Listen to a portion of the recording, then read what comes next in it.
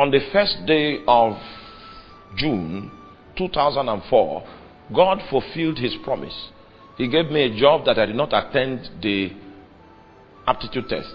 You know, first of all, the first stage was aptitude test stage. Then after aptitude test stage, if you survive that stage, you come to the interview stage. If you survive that stage, before the employment stage, you can even pass the interview and fail when your letter doesn't come out, because hallelujah. Now, I did not do the aptitude test, and I remember one of my friends who was my classmate in the university. He did the aptitude test, and they were the ones running around doing aptitude test. When they finished doing the aptitude test, my name came out. I know you will not believe that. Well, but it's not, whether you believe it or not, now it doesn't change anything anymore. My name came out on the list that I did not do aptitude test. So when someone said they saw my name on the list, number 144, I should go there and check. Came to Abuja, went to the place.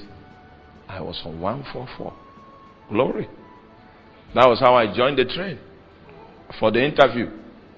And I went for the interview. We were like 6 people in the interview hall. And the guy that was close to me had a lot of documents. He was reading. I was just coming from the mission field. In fact, if you ask me who was the minister of petroleum that time, I would. And that guy that was by me had document, plenty document. So I wanted to take one and read. When I touched it, he looked at me and shook. So I knew that it was not a very good day. When we entered into the hall, the only question I knew was a question that was asked that guy. And since the guy read industrial chemistry, I read chemistry. So the guy was the first guy on this side that was next to him. They asked him a question that had to do with chemistry. He failed. And that was the only question I knew. Then they asked me the same question. Say, okay, you also read chemistry. Oh yeah, go on with the question. They asked me that question. Then I sat down. You know, when you... I sat down very well. Oh my God. I conjured all the English language I had gathered from primary school, secondary school, and I delivered it.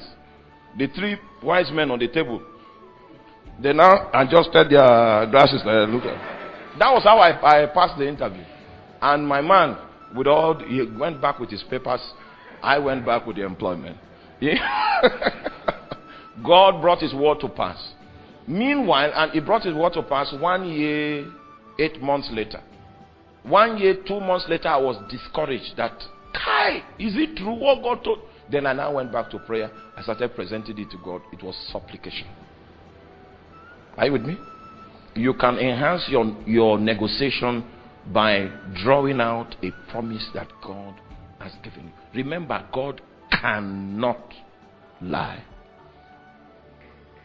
Cannot lie. Cannot lie. And guess what? The same God that gave me that employment now told me recently, it's time to resign. You know, the same way I trusted him when he gave me the employment, I still trust him much more now, because I know him much more now, that there is something greater than what I went through that God is about to release me into. Something greater in his kingdom, greater in his agenda, that is about to break forth now, for which I need to live. In fact, compared to that thing, I'm in bondage. So he said, come on. Now, so a promise can be a very strong tool in your negotiation language as you seek to move the hand of God in your direction. Hallelujah.